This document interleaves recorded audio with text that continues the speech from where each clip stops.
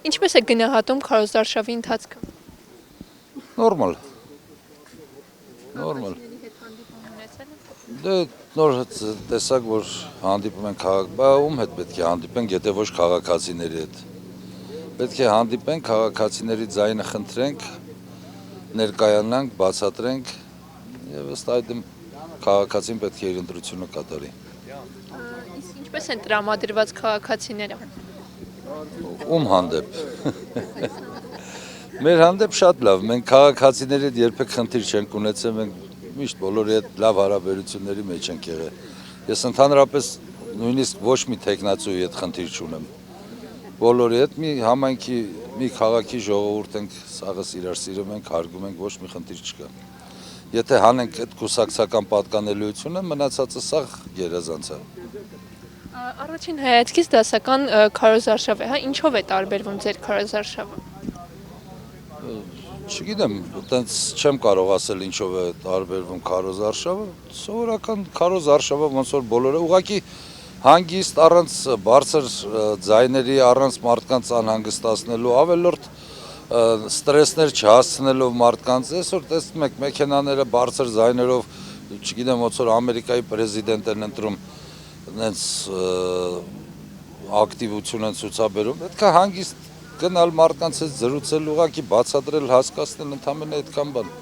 Ինչ չի թվում, որ ժողովուրդը այդ գորգորոցի, այդ բարձր մուզիկայի խաթր ինչ-որ մեկին պետք է դա ձեն տա։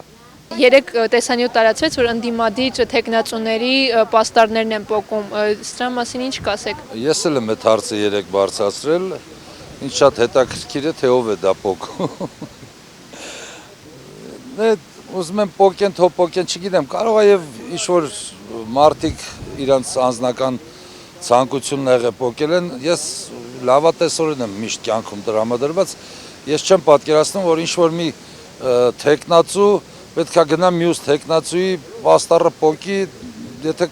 կլինի այդ ձևի մարդ, դա արդեն չգիտեմ, արդեն վերջի աստիճանի նենգությունն է երևի, էլի, որ տենց բաներ անեն, դժվար, ես չեմ հավատում, դա ինչ-որ մեկի չար կատակները կարող է լինեն, ուղղակի պոկել է, ճղել է, թափել են։ Ես օրինակ նայում եմ, բոլորին էլ ճղվում են, նես չի որ